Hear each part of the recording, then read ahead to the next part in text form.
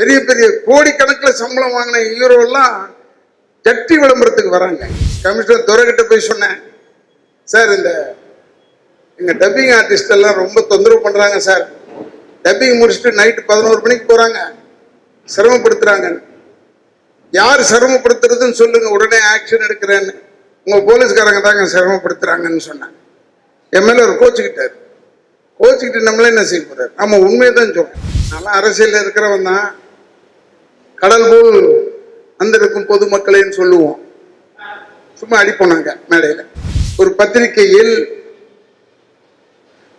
பிராங்கா சொல்ல போனோம்னா, பழம்பெரும் கதாநாயகிகளை, பழைய கதாநாயகிகளை கொச்சைப்படுத்தி அவர்கள் வேறு ஒரு தொழில் செய்கிறார்கள் என்று போட்டார்கள். ஒரு பத்திரிகையில் கண்டன கூட்டம் போட்டு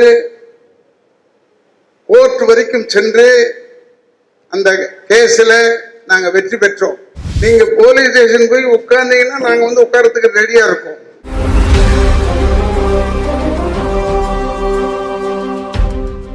அனைவருக்கும் வணக்கம். இது நம்மணி சார்பால சின்னத்திரை சங்க எலெக்ஷனுக்கு வர 26ஆம் தேதி நான் தலைவர் பதவிக்கு நிற்கிறேன். இது என்னோட பரத் செக்ரட்டரி, என்னோட ட்ரெஷரர் ஸ்ரீதர் சார், இது விபி ஜாயின்ட் செக்ரட்டரி, என் மொத்தம் ஃபேமிலி இங்கே தான் நிற்கிறோம். இப்போவே கடவுள் புண்ணியத்தில் வெற்றி பயணத்துக்கு லீட் நிறைய கிடைச்சிருக்கு. நிறைய நல்லது செய்கிறதுக்காக தான் வந்திருக்கோம். எங்களோட நோக்கம், எல்லாரோட நோக்கம் ஒரே ஃபோக்கஸ், ஒரே விஷயங்கள் தாங்க. அதை வந்து நாங்கள் ஏற்கனவே அஜெண்டாவில் வர சொல்லியிருக்கோம். தயவுசெய்து நீங்கள் அனைவரும் இன்னைக்கு சரி, இன்னிலேருந்து இன்னும் உங்களுக்கு ஒரு 5 நாளா இருக்கு. 6வது நாள் தான் 26ஆம் தேதி ஓட்டு போடுறது. நீங்க போய் நின்று எப்படி ஓட்டு கேட்குறீங்கன்றது வேற. இந்த 5 நாள்ல நீங்க செய்யற வேலை தான் உங்க வெற்றிக்கு வழிவகுக்கும் என்று சொல்லி இவ்வளவு பேர் வந்திருக்கீங்க. நான் என்ன விளையாட்டா சொல்றவன்ல, நல்லா அரசியல் இருக்கிறவன் தான். கடல் போல் வந்திருக்கும் பொதுமக்களைன்னு சொல்லுவோம். சும்மா அடிப்போனாங்க மேடையில். ஆனால் இங்கே அப்படி இல்லை. நான் முதல்ல ஒரு வாட்டி விசாரிச்சுக்கிட்டேன். ஏன்னா இந்த யூனியன் மீட்டிங்லாம் எப்படி நடத்தணும்னு எனக்கு அத்துப்படியாக தெரியும். அதனால செல்வராஜ் ஒரு ஓட்டு அனுப்பிச்சேன், ராஜேந்திரன் அனுப்பிச்சேன். அப்படியே வருதுன்னே ஒரு 100-110 பேர் வரும். நான் சொன்னேன் 100 பேரை தாண்டிட்டா வெற்றிடான்னு சொன்னேன். ஏன்னு கேட்டாங்க. 100 பேருமே இங்க வந்திருப்பவர்கள் உறுப்பினர்கள். அதனாலதான் அந்த வெற்றி. என்னை உள்பட சொல்றேன்.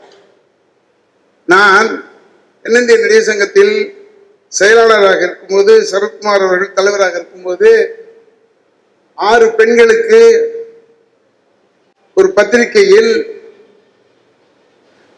பிராங்கா சொல்ல போனோம்னா, பழம்பெரும் கதாநாயகிகளை, பழைய கதாநாயகிகளை கொச்சைப்படுத்தி அவர்கள் வேறு ஒரு தொழில் செய்கிறார்கள் என்று போட்டார்கள். ஒரு பத்திரிகையில் கண்டன கூட்டம் போட்டு கோர்ட் வரைக்கும் சென்று அந்த கேஸ்ல நாங்க வெற்றி பெற்றோம். ஏன் நான் சொல்றேன்னா, நான் விட்டு கொடுக்க மாட்டோம். ஆனால் எனக்கு தெரியும், இங்கே ஒரு சகோதரி மிகவும் சிரமமான நிலையில் அனுசரித்து கேட்கும் பொழுது எந்த விதமான உதவிகள் வரவில்லை என்று கேள்விப்பட்டேன். நீங்க அப்படி இல்லாமல் நம்ம அணி அத்தனை பேரையும் பார்த்துக் கொள்ள வேண்டும். எந்த நேரத்தில் என்ன நடந்தாலும் சரி. ஏன் உங்களுக்கு இவ்வளவு தைரியத்தை உண்டாக்குறேன்னா, பின்னாடி நாங்கெல்லாம் இருக்கோம். நீங்க போலீஸ் ஸ்டேஷன் போய் உட்கார்ந்தீங்கன்னா நாங்க வந்து உட்கார்றதுக்கு ரெடியா இருக்கோம். ஏன்னா போலீஸ் ஸ்டேஷன் நம்ம பார்த்த இடம் தானே. அதனால சொல்றேன். இன்னொன்னு, கமிஷனரிடம் நீங்கள் சென்று நம்முடைய சின்னத்திரை நடிகர் சங்கத்தை காட பார்த்தா, லேட் நைட் வேலையை முடிச்சுட்டு வரும்போது சிரமம் கொடுக்காமல் அவர்களை அனுப்பிவிட வேண்டும் என்று சட்டத்தை கொண்டு வாங்க முதல்ல. ஏன்னா நான் போய் கமிஷனர் துரைகிட்ட போய் சொன்னேன், சார் இந்த எங்க டப்பிங் ஆர்டிஸ்ட் எல்லாம் ரொம்ப தொந்தரவு பண்றாங்க சார், டப்பிங் முடிச்சுட்டு நைட்டு 11 மணிக்கு போறாங்க, சிரமப்படுத்துறாங்க.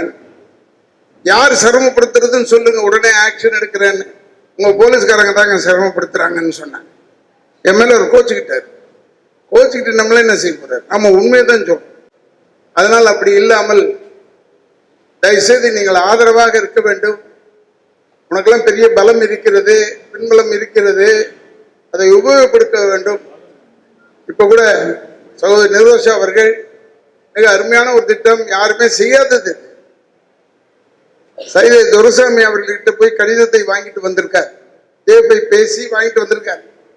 என்னன்னா, யாராவது நம் பிள்ளைகள் சின்னத்திரை நடிகர் சங்கத்தை சேர்ந்த பிள்ளைகள் நன்றாக படித்து டிகிரி வாங்கி IAS படிக்க வேண்டும் என்றால் இலவசமாக இடம் தருகிறேன் என்று சொல்லி இருக்கிறார். எனக்கே ஆச்சரியமாக போயிடுச்சு. ரெண்டு பொண்ணு போய் இந்த வேலையை முடிச்சுட்டு வந்திருக்க. நிரோஷா பார்ப்பதற்கு திருக்குறள் மாதிரி 2 லைன், அர்த்தம் பெருசு என்பதை தெரிவித்துக் கொள்கிறேன் என்று சொல்லி, நீங்கள் வெற்றி பெற வேண்டும். ஓட்டு போடுவதற்கு நான் வருவேன். நீங்கள் வெற்றி பெற வேண்டும். அந்த செய்தியை கேட்டால்தான் எனக்கு மட்டுமில்லை, இங்க இருக்கும் அத்தனை பேருக்கும் இரட்டிப்பு மகிழ்ச்சி ஏற்படும் என்பதை சொல்லி, ஓட்டு போட்டு முடிந்தவுடன் நம்முடைய மெம்பர்ஸை அதோடு விட்டுவிடாமல் போராட வேண்டும். போராடும் பொழுது நமக்கு வாய்ப்புகள் போகும். வாய்ப்புகள் வேண்டாம் என்றுதான் நாம் போராட வேண்டும். அப்பதான் வெற்றி வரும். இல்லைன்னா என் சீரியல்ல இருந்து உன்னை எடுத்துருவேன்னு சொன்ன உடனே ஒரு சில பேர் போயிட்டாங்க. இங்க இருந்து சீரியல்ல இருந்து எடுத்துருவேன், சீரியல்ல இருந்து எடுத்துட்டு செத்துற போறது இல்லை யாரும், வேற சீரியல்ல நடிக்க போறோம். இப்பதான் நிறைய வந்திருக்க, வெப் சீரியல், அது இது ஏகப்பட்டது வந்துருச்சு. பல்பொடி வந்துருச்சு. பெரிய பெரிய கோடிக்கணக்கில் சம்பளம் வாங்கின ஹீரோ எல்லாம் ஜட்டி விளம்பரத்துக்கு வராங்க. அதை விட இது எவ்வளவு மனமுள்ள குழப்பம். அதனால சொல்றேன், அதனால் நமக்கு எவ்வளவு வழிகள் இருக்கிறது. தங்கவேல் அவர்கள், கலைஞர் தங்கவேல் அவர்களை அவர் பத்தி ஏன் ஞாபகப்படுத்துறேன்னா, அஸ்வின் இங்க இருக்கா, நிக்கிறேன்ல, உங்க பேரன் என்னுடைய தந்தையாருடைய மன்றத்தை திறக்க வந்தார் திருச்சியில. அப்ப இந்த ஷூட்டிங் கேஸ் நடந்த டைம் எல்லாரும் பயந்தாங்க. ஆனா தங்கவேல் அப்ப தைரியமா வந்து திறந்தாரு. அப்ப அவருக்கு ஏதாவது வேலை போயிடுச்சுன்னா என்ன செய்யறதுன்ற ஒரு கொஸ்டின் இருக்கு. அதுக்கு அவர் பதில் சொன்னார், நான் சொல்லிக் கொள்கிறேன், இந்த தைரியமா வந்து நான் ஏன் திறந்தேன்னா, எனக்கு சினிமாவே இல்லைன்னா கூட நானும் சரோஜாவும் ட்ரெயின்ல ஏறி ஒரு பாட்டு பாடினா தங்கவேலுன்னு சொல்லிட்டு எனக்கு காசு போட்டுருவாங்க. அதனால நான் செத்துற போறதில்லை, அந்த வீரத்தோடு இருக்க வேண்டும். நான்லாம் அப்படிதான். என்ன இழந்ததுன்னு சொல்றாரு என்ன சில பேர் சொல்லுவாங்க. போராடும் போது இழந்துதான் ஆக வேண்டும். போராடும் போது வெற்றி வர வேண்டும் என்றால் இழப்பை பற்றி கவலைப்படக்கூடாது.